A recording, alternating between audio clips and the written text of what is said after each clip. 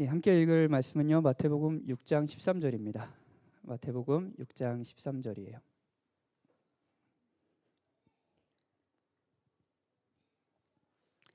다 찾으셨어요? 예, 한 절이니까요. 같이 읽죠. 시작. 우리를 시험에 들게 하지 마시옵고 다만 악에서 구하시옵소서. 나라와 권세와 영광이 아버지께 영원히 있사옵나이다. 아멘. 오늘은 나라와 권세와 영광이 아버지께 영원히 있사옵나이다. 이 부분을 살필 건데 여기 가로로 돼 있잖아요. 그래서 어떤 분들은 이게 왜 가로로 돼 있나 궁금하지 않은 TMI이긴 한데 이게 지금 우리가 읽는 이 번역 성경은 사실 사본이 여러 개가 있어요. 그래서 그 여러 개의 사본을 비교해서 이게 원래 쓴 바울의 바울이 아니라 마태가 쓴 복음서일 것 같다라고 해서 이제 그걸 연구하는 학문을 사본학이라고 합니다. 근데 오늘 요 마지막 부분은 약간 초기 사본, 처음 마태가 썼을 그 가까운 가장 오래된 사본에는 나와 있지 않아요. 근데 그냥 근간 그게 조금 그래도 시간이 좀 덜 된 사본에는 요 부분이 있습니다. 그러니까 어떤 부분은 있고 어떤 부분은 없으니까 정확하지 않은 거예요. 그래서 가로 안에 이제 요 내용을 넣어놓은 겁니다. 근데 그럼에도 불구하고 제가 요 말씀을 권해 있는 말씀으로 이제 있는 이유는 사실 이 기도가 이 기도 주기도문 안에서 의미하는 바가 크기 때문입니다. 그래서 저는 아마도 마태가 요 복음서 예수님의 산상수훈의 가르침을 쓸 때 요 가로 안에 있는 요 내용으로 기도를 마무리하는 방식으로 예수님이 가르쳐 주셨다라고 확신합니다. 그래서 오늘 본문은 요걸 살필게요. 주기도문 마지막 시간이고요. 말씀드린 대로 오늘은 이제 나라와 권세와 영광이 아버지께 영원히 있사옵나이다 요 부분을 살피려고 합니다. 한 주 잘 지내셨어요? 뭐 많은 일이 없으셨는지 모르고 저는 오늘 진짜 정신없이 지난 것 같아요. 막 저녁에 아내가 교통사고가 그 아내가 사고 난 건 아닌데 이제 지나가던 그 전동 자전거를 타는 어떤 한 60대 정도 할머니가 할머니라고 하면 안 되겠다. 그 중년의 여성이 그 이제 전도자동차 저희 뒤를 이렇게 박았어요. 박아가지고 이렇게 도로 한가운데서 쓰러지셨고 그 할머니는 그래서 제가 달려가지고 막 사고 나서 막 덜덜 떨고 있어가지고 여기 10분 정도 달려가가지고 막 보험사 부르고 그래서 지금 약간 정신이 나가 있는 상태였습니다. 아내는 지금 너무 갑자기 사고가 나고 막 그래가지고 어르신 막 넘어지고 그래서 지금 너무 놀래서 집에 빨리 보내고 뭐 그런 일도 있었고 막 오로라 전사님 엊그저께 독감 걸려가지고 오늘 출근도 못하고 주일도 못 오면 어떡하나 이거 설교 누가 하지 막 이런 지금 고민을 하고 막 여러 일들이 있었어요. 저 개인 사회도요. 여러분도 아마 오늘 금요일인데 막 여러 일이 있으셨을 것 같아요. 그게 뭐 좋은 일이 있으셨을 수도 있고 좀 힘든 하루를 보내셨는지도 모르겠습니다. 제가 바라기는 이 기도의 시간이 여러분의 어떤 삶을 사셨던 어떤 시간들을 오늘 하루 또는 한 주 동안 보내셨던 안식 쉬는 시간이 되길 바랍니다. 왜 기도 시간이 쉬는 시간이 되는지는 오늘 설교를 통해서 말씀해 드릴게요. 오늘 나라와 권세와 영광이 아버지께 영원히 있사옵니다는 어떤 사본은 있고 어떤 사본은 없기 때문에 이렇게 가로로 됐다고 말씀드렸는데 우리가 읽은 번역 성경에는 또 어떤 부분이 있냐면요. 생략된 접속사가 있습니다. 그러니까 그냥 나라와 권세와 영광이 아버지께 있사옵나이다 이렇게 하지 않고요. 그 생략된 접속사가 있는데 지금 저희 주기도문 할 때 그 나라와 권세와 영광이 하되 그 앞에 뭐라고 하시는지 기억하세요? 대개죠, 대개. 근데 대개가 이게 사람들이 요즘에 쓰는 단어가 아니에요. 그래서 보통 그렇다, 대개 그렇다 할 때 대개라고 생각하는데 그 대개가 아닙니다. 대개는 어떤 이제 진술을 하고 이 모든 진술을 토대로 이게 이렇다라고 하는 그러니까 뭐랄까요? 이유를 설명하는 이제 고어입니다. 지금은 사용하지 않는 단어예요. 근데 이거를 현대식으로 대개를 사용하지 않으니까 현대식으로 번역하면은 이렇게 할 수 있을 것 같아요. 왜냐하면이에요. 쭉 기도했어요. 기도를 한 다음에 왜냐하면 나라와 권세와 영광이 아버지께 영원히 있기 때문입니다. 라고 예수님이 기도를 마치라고 기도하시는 거죠. 기도를 가르쳐 주시는 거죠. 이런 겁니다. 지난주까지 우리는 하나님께서 우리에게 필요한 것을 주실 것을 일용할 양식을 주시옵고라고 기도하라 그랬죠. 그리고 우리 죄에 대해서 용서해 줄 것을 우리의 죄를 사하여 주옵소서라고 기도하라 그랬죠. 그리고 우리가 시험에 들지 않게, 특별히 악의 유혹에 빠지지 않게, 넘어지지 않게 기도하라고 예수님이 가르쳐 주셨습니다. 자, 질문할게요. 왜 그런 기도를 해야 되나요? 왜 그런 기도를 할까요? 왜 필요한 것을 구하는 기도를 해야 될까요? 예. 기도의 내용은 같아도 그 기도를 하는 같은 기도를 하더라도 그 목적은 다를 수 있습니다. 예를 들어 우리의 이유가 생존일 수 있어요. 단순히 먹고 사는 것일 수 있다고요. 이런 거죠. 하나님, 저에게 필요한 것을 주세요. 저 직장을 주세요. 왜냐하면 이것이 있어야 살 수 있기 때문입니다. 저것이 있고 없고가 저에게 생존이 달려 있습니다. 그러니 주셔야 합니다. 저는 안전하고 싶어요. 저게 있어야지, 저걸 가져야지 제가 안전할 수 있어요. 저 남자친구 얻고 싶어요. 여자친구 얻고 싶어요. 왜냐하면 그래야지 제가 행복하거든요. 그러니까 하나님 주세요 라고 기도할 수 있죠. 그렇죠? 목적은 뭐예요? 생존, 나의 안전, 이럴 수 있습니다. 그렇죠? 또는 우리의 명예가 될 수도 있습니다. 명예가 될 수 있어요. 이런 거예요. 하나님, 제가 악의 유혹, 제가 목사로서 이런 기도를 한다고 해봐요. 제가 진짜 이 목회하는데 그냥 마냥 쉬운 게 아닙니다. 하나님, 진짜 유혹이 많아요. 저도 죄의 유혹과 악의 유혹이 너무 많아요. 하나님, 악의 유혹에 빠지지 않게 해주세요라고 하면서 기도 그 이유를 이렇게 얘기하는 거예요. 목사가 유혹에 빠졌다고 생각해봐요. 주님, 그러면 저는 목사 직분이 잃게 된 겁니다. 목사 못해요, 하나님.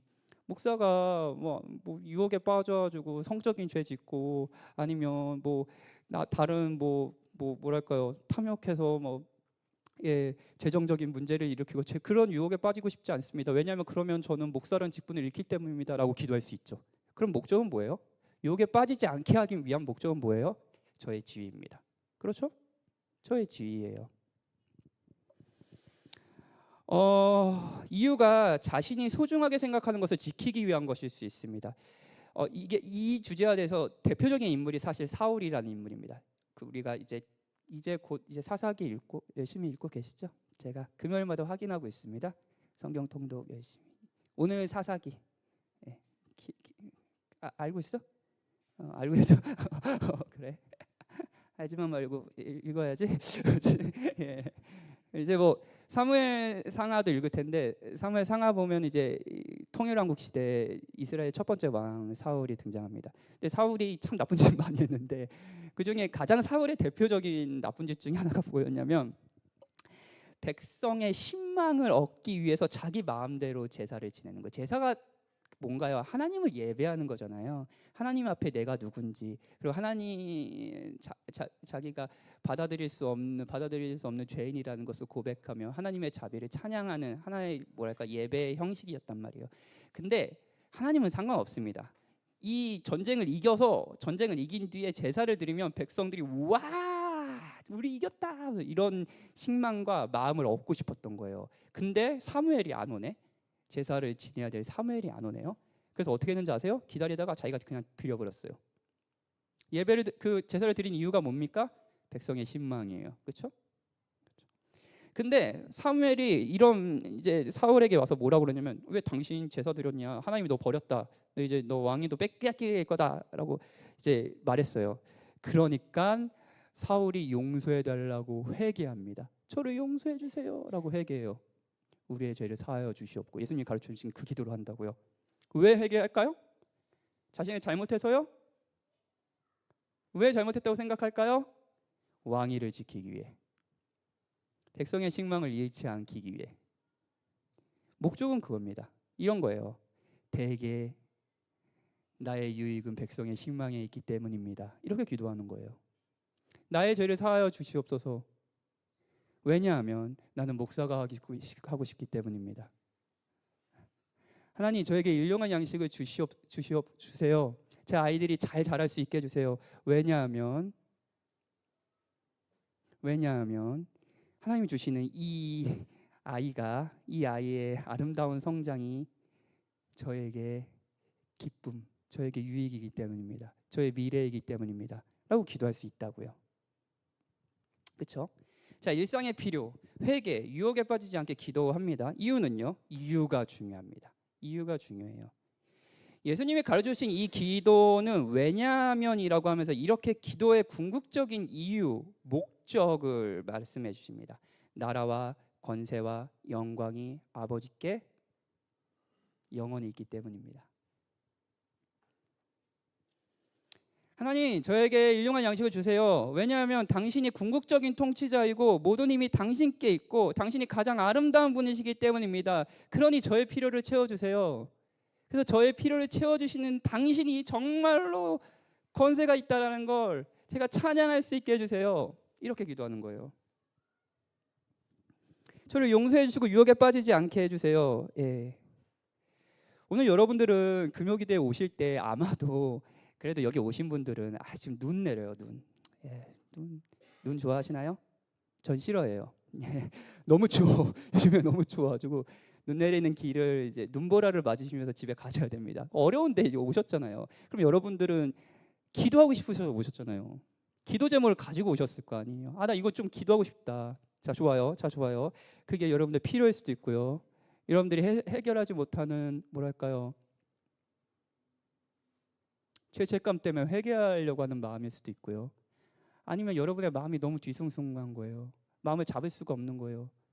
그래서 하나님 저에게 평안을 주세요라고 기도할 수도 있습니다. 자, 좋아요. 좋아요. 여러분의 각자의 상황은 다 다를 것이고요. 다른 필요가 있을 겁니다. 행복했던 사람도 있을 거고 불행한 사람도 있을 거예요. 그 필요를 솔직히 하나님께 구하는 시간이 오늘입니다. 그러려고 오셨죠? 그런데 질문을 해야 됩니다. 왜요? 왜 그걸 기도하나요?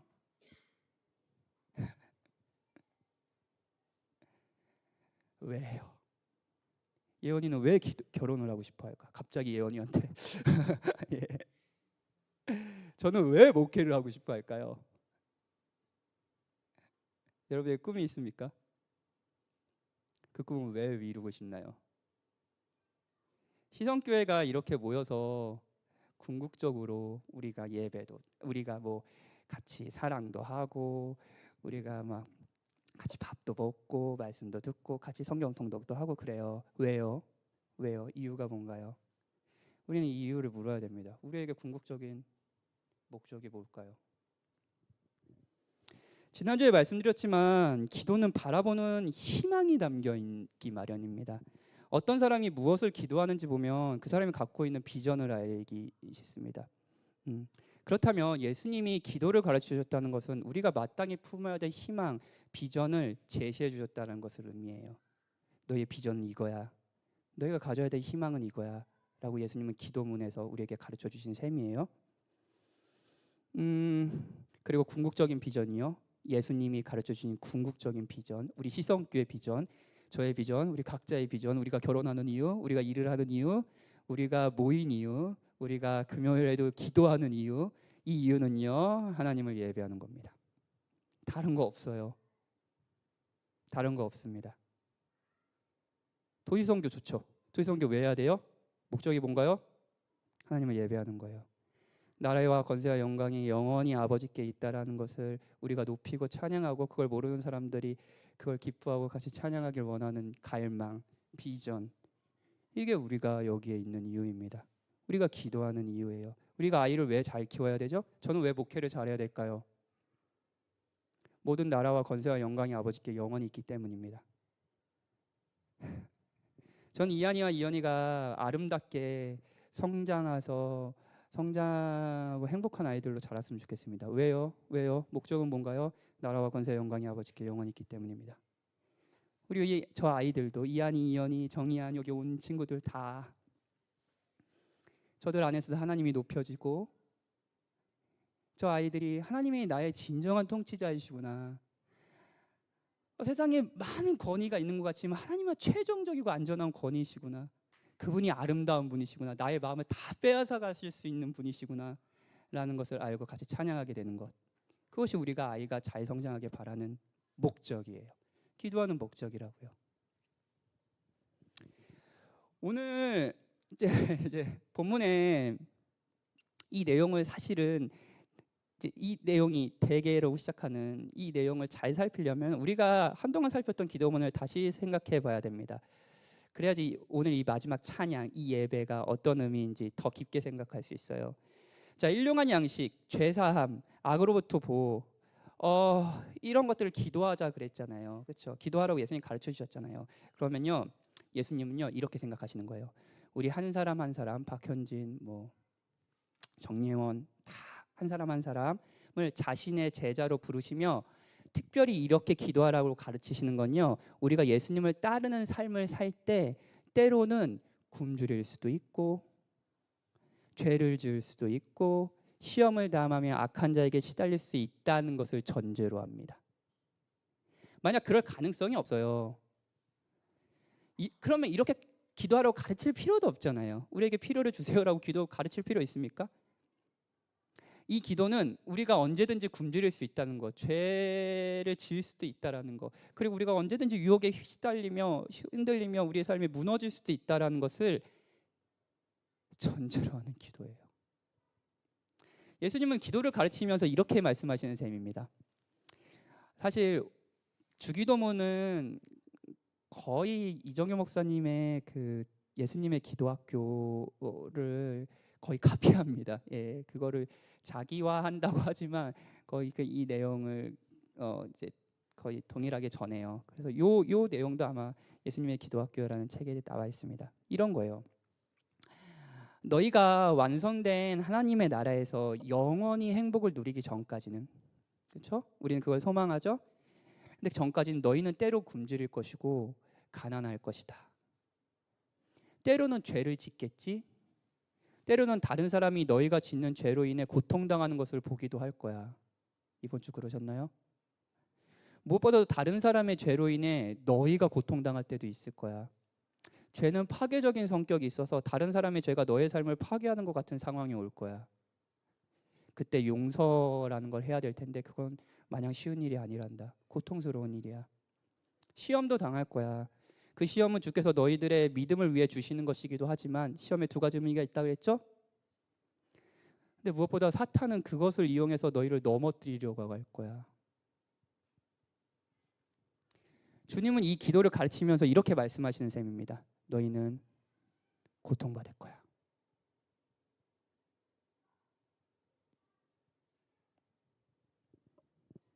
이 기도는 그리스도인의 고통을 전제로 합니다. 뭔가 잘못되어 있는 것 같은 현실이요. 굶주림이 없다면 먹을 것을 달라고 기도하지 않아도 되고 아이가 그냥 알아서 잘 큰다면 아이가 잘 크게 해주세요라고 기도할 필요 없습니다. 죄를 짓지 않는다면 용서해달라고 기도할 필요도 없습니다. 그런 의미에서 예수님이 가르쳐 주신 이 기도는요 정말로 지극히 현실적입니다. 어떤 분은 기독교 그냥 마냥 좋은 이야기고 뭐 이상적인 생각, 전혀 현실적이 않은 세상에 대해 말하고 있다고 생각하는 분이 계실지 모르겠습니다. 그런데 이 기도는요, 여러분의 고통스러운 삶, 무엇이 부족한 삶, 그리고 매번 넘어지는 삶을 그대로 담고 있습니다. 이게 현실적이지 않나요? 이번 주 안 넘어지셨어요? 이번 주 죄 안 지셨어요? 이번 주 무엇이 필요하지 않으셨습니까? 필요가 있는데 그 필요가 채워지지 않는, 근데 하나님이 선하시다라는 이 사실 앞에 여러분은 씨름하지 않으셨습니까? 예수님 뭔가가 잘못된 것 같은 그 삶에서 기도하라고 가르치시는 거예요. 이 시대가 고통에 대해 주는 메시지는 사실 뭐 고통은 무의미하다는 겁니다. 예, 제가 사회심리학자 조너선 하이트 참 좋아하는데 그분이 이제 자신의 책에서 이제 이 시대가 고통을 어떻게 해석하나 이런 얘기를 해요. 뭐 우리 얘기를 한번 해볼까요? 고통이 될 수 있으면 피하는 것이 좋다라고 얘기하는 겁니다. 이게 이제 저도 많이 하는 얘기인데 군대 얘기하면서 군대 이제 물론 군대 피하는 게 좋습니다. 안 가면 좋지. 예, 저 아들 둘 키우는데 우리 소리도 그럴 것 같은데 정의한 군대 안 보내고 싶지? 피하면 좋겠지. 그렇지. 근데 남편은 좀 다르게 생각할 수도 있어. 예, 뭐 군대 그 피하면 좋지. 이런 근데 단순히 군대라는 문제가 아니에요. 고통이 있으면 고통은 사실 피하면 좋다라는 게 사실 시대 사상 같은 거예요. 이 시대가 예전에 비해 사람들이 결혼에 대해서 사실 더 기피하는 그냥 때가 되면 결혼하지 이렇게 생각하지 않는 경향이 있습니다. 뭐 다양한 이유가 있겠죠, 그렇죠? 그런데 그 이유 중 하나가 결혼이라는 것이 마냥 행복하지 않고 내 자유가 억압되고 많은 것을 포기해야 된다, 고통스러운 것이다라는 생각으로 결혼은 뭐 미친 짓이다 이런 영화도 있었잖아요. 피한다고 합시다.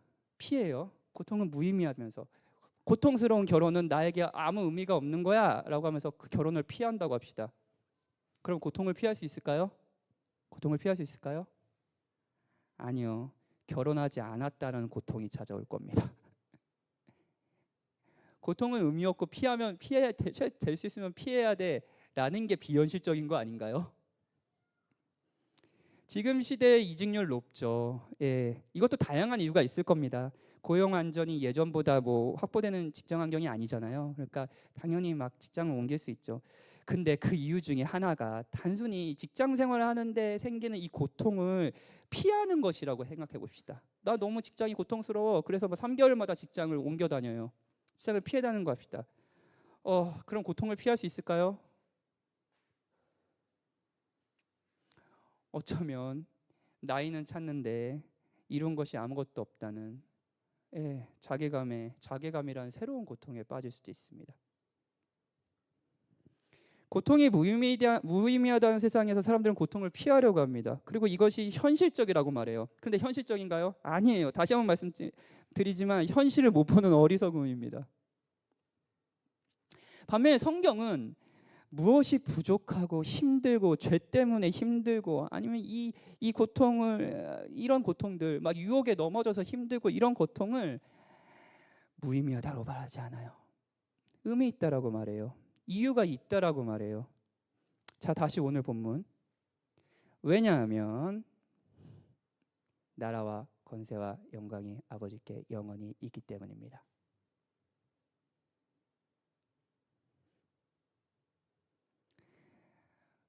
우리는 무엇이 부족한 상황 가운데서 하나님 제발 이걸 주세요 라고 기도해야 됩니다. 왜요? 나라와 권세와 영광이 아버지께 영원히 있기 때문이에요. 나의 통치자, 나의 왕, 내가 섬기고 마음을 들어야 될 주, 그분이 당신이기 때문입니다 라는 것을 알려주시는 방식이 고통일 수 있다는 거예요.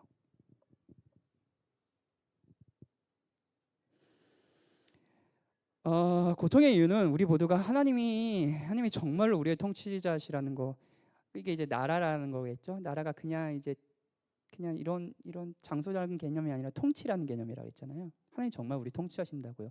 그분께 진짜 능력이 있다고요. 하나님에게요. 그분이 우리의 삶을 진짜 능력 있게 이끌고 계시다고요. 그리고 그분이 진짜 아름다우시더라고요. 우리의 마음을 다 뺏어갈 수 있을 정도로 아름답다고요. 우리가 그 전에 아름답게 여기던 모든 아름다움이 사라지고 하나님의 영광과 아름다움이 드러날 정도로 아름다우시다고요.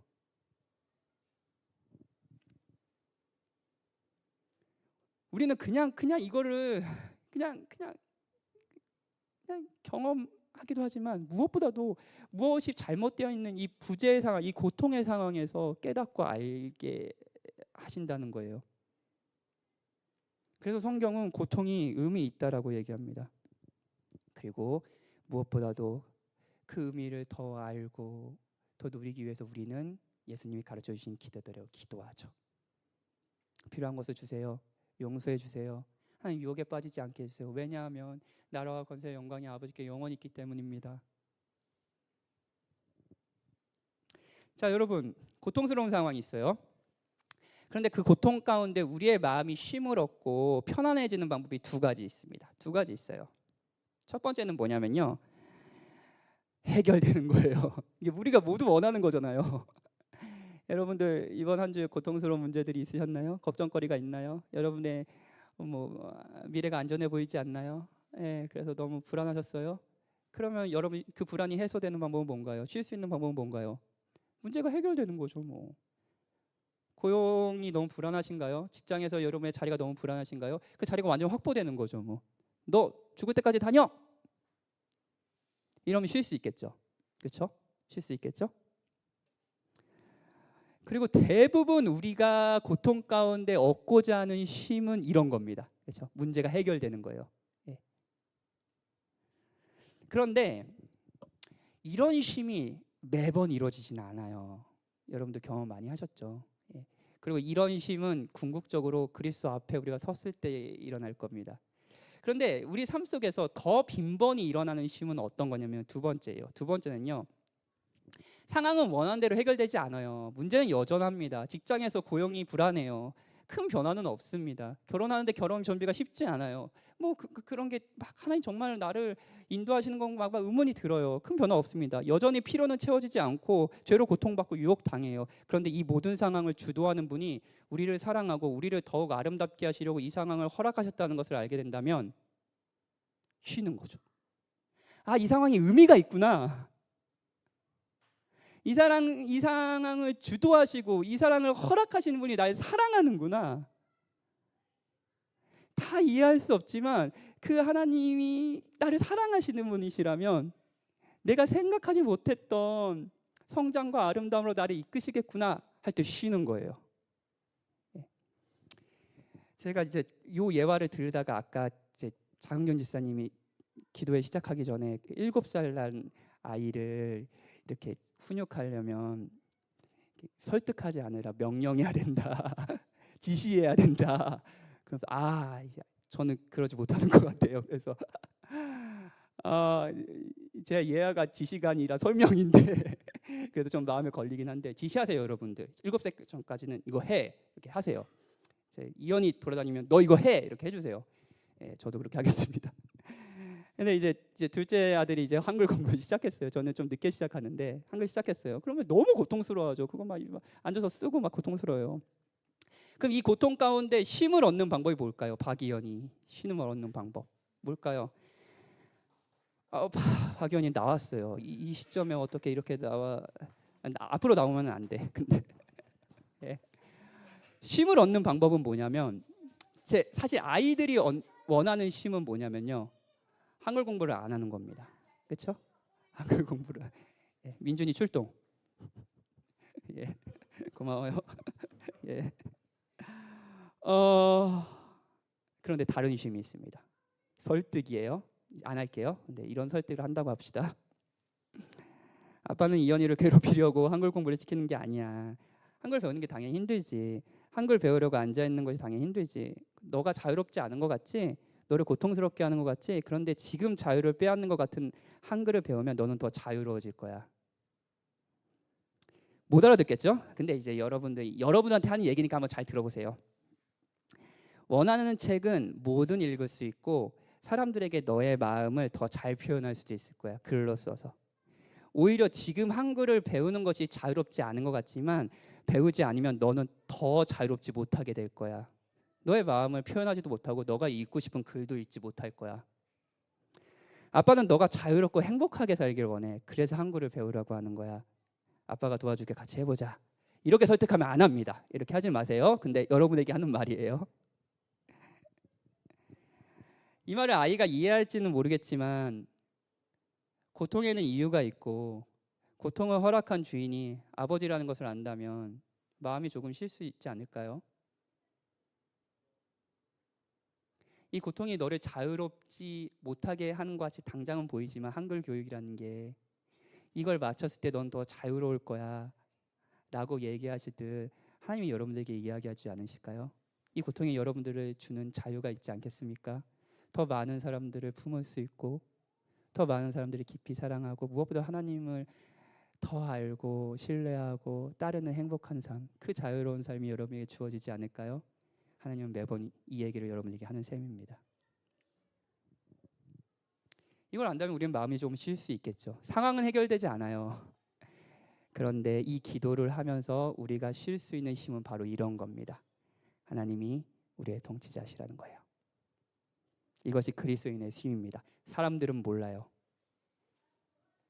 기도는요, 쉬는 시간입니다. 아버지, 우리 눈에는 세상이 모든 것을 가지고 있는 것처럼 보입니다. 그래서 고통을 당할 때, 굶주릴 때, 시험 당할 때 세상이 우리의 인생을 끝내버릴 것처럼 느껴집니다. 하지만 세상은 나라와 권세와 영광을 가지지 않았음을 고백합니다. 아버지, 당신께서 나라와 권세와 영광을 다 가지고 계시지 않으십니까? 그러니 오늘은 담대히 기도하겠습니다. 이 자유함이요, 이 쉼이요, 오늘 우리가 얻고자 하는 쉼입니다. 이정규 목사님이 이제 거의 설교 많이 제가 인용했는데, 예수님의 기독교라는 책에서 마지막 본문을 토대로 기도문 하나 적었는데, 이 기도문이 참 좋더라고요. 한번 읽어드릴게요. 모든 것들을 구했습니다. 필요도 구하고, 용서도 구하고, 유혹에 빠지지 않기도 기도하고, 남자친구, 여자친구도 기도하고, 다 기도했어요. 결혼 잘 되게 해주세요. 기도했어요. 이 모든 것을 구했습니다. 제 마음 모든 것들을 숨김없이 말씀드렸습니다. 그러니 이제 쉬려고 합니다. 마음을 놓으려고 합니다. 모든 나라가 세상의 것인 듯하여 염려했으나 나라가 당신의 것이니 담대하렵니다. 모든 권세가 악한 자에게 있는 것 같아, 저 사장에게 있는 것 같아 불안했으나 권세가 당신의 것이니 안심하렵니다.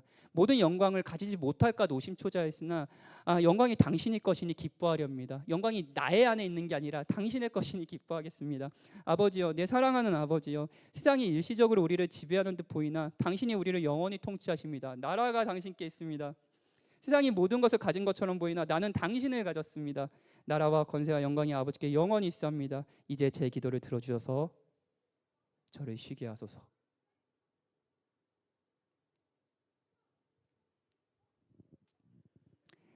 하나님은 행복한 삶을 주기도 하시지만 마냥 행복하지 않은 고통스러운 삶을 허락하십니다. 그리고 그 가운데 기도하라고 하시죠. 목적은 무엇인가요? 나라와 권세와 영광이 아버지께 영원히 있기 때문입니다. 더욱이 하나님을 찬양하고 더 누리고 높이는 것으로 우리를 이끌고 계시기 때문입니다. 고통은 의미 없는 게 아니에요. 오늘 하루 어떠셨나요? 오늘 하루는 여러분에게 의미 없는 시간이 아닙니다.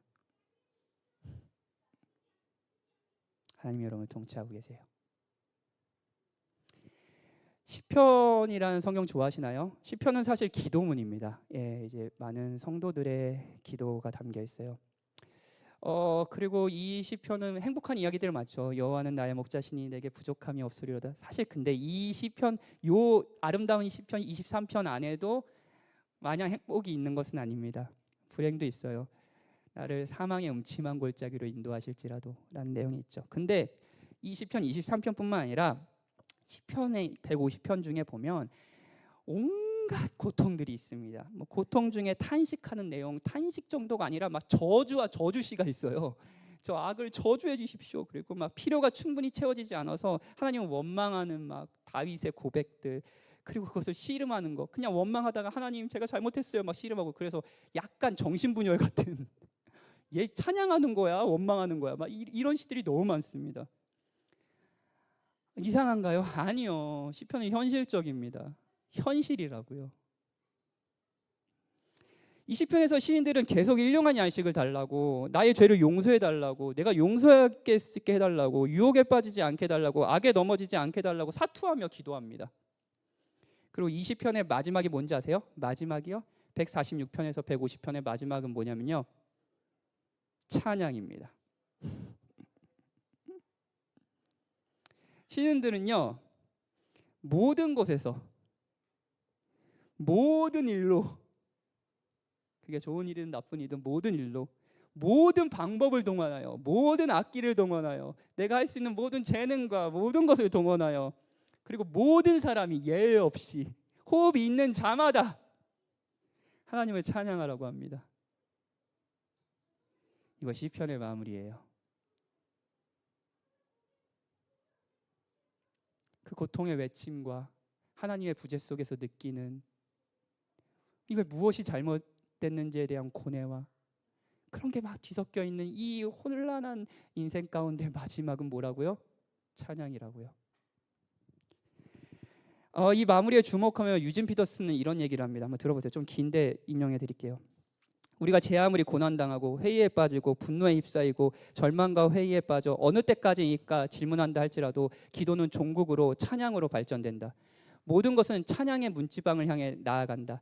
찬양은 기도의 완결편이다. 이것은 다른 기도는 찬양보다 열등하다는 말이 아니라 충분히 기도하면 모든 기도는 찬양에 이른단 말이야. 다시 한번 말씀드릴게요. 충분히 기도하면 모든 기도는 찬양에 이른다는 말이다.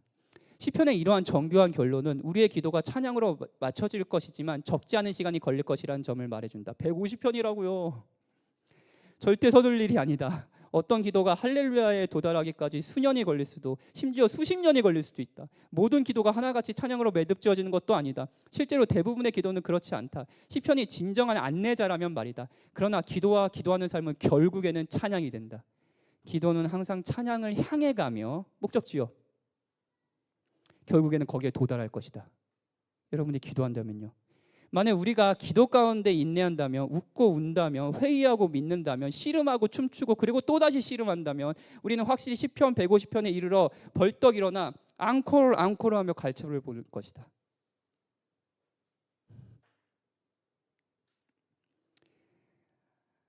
고통 때문에 기도하러 오셨나요? 여러분의 삶이 충분히 만족스럽지 않으십니까? 힘들고 괴로워서 몸부림치고 있나요?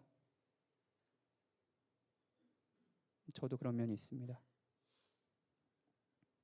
여러분이 그렇게 기도하고 있다면 여러분 입에서는 언젠간 찬양이 터져 나올 겁니다.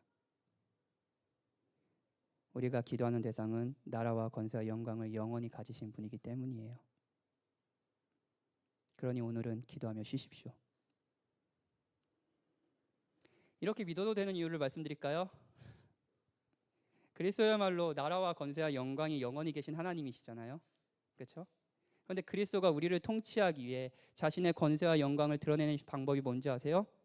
자신의 고통으로 우리를 구원하시는 것이었습니다. 그리스도야말로 고통 가운데 인내로 기도하셨다는 거 아나요? 여러분과 같이요? 저와 같이요? 그리스도는 죽음을 앞두고 죽지 않게 해달라고, 버림받지 않게 해달라고 기도하셨습니다. 근데 성부 하나님 어떻게 하셨죠? 외면하셨어요.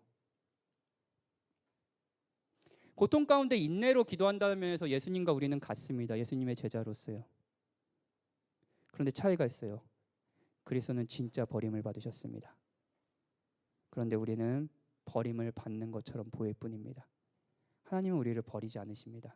예수님의 또 다른 이름 임마누엘, 뭐죠? 하나님이 우리와 함께 하신다. 하나님이 여러분과 함께 하세요. 그리스도를 버리시기까지 여러분을 얻기 원하셨던 하나님이 여러분을 왜 버리시겠습니까? 그 혼란한 고통의 상황에서 여러분의 외치는 여러분의 기도를 왜 외면하시겠습니까? 하나님은 다 듣고 계시고요. 우리를 찬양하게 하실 겁니다. 그리스도를 보면 그걸 확신할 수 있습니다. 그러니 오늘은 기도하면서 쉬십시오. 우리 같이 기도할까요?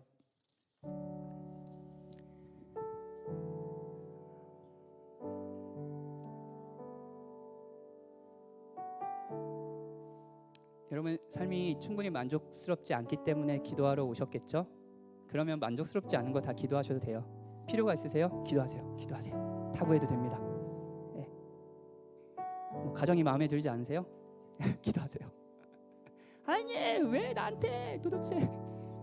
기도하세요. 기도해요. 괜찮아요. 괜찮아요. 네, 기도하세요. 저도 이번 주 그렇게 기도했어요. 결국 그러면서 이제 1시간 그렇게 기도하다가 결국에는 죄송해요, 잘못했어요 라고 끝나긴 하지만 기도하세요. 기도하세요. 근데 여러분에게 쉼이, 그 문제가 여러분이 원하는 대로 해결돼서 쉼이 올 거라고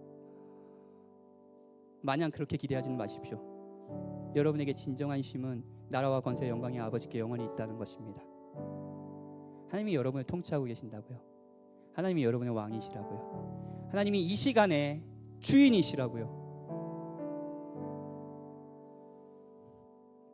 그걸 누리면서 그 쉼을 누릴 수 있게 해달라고 같이 기도합시다.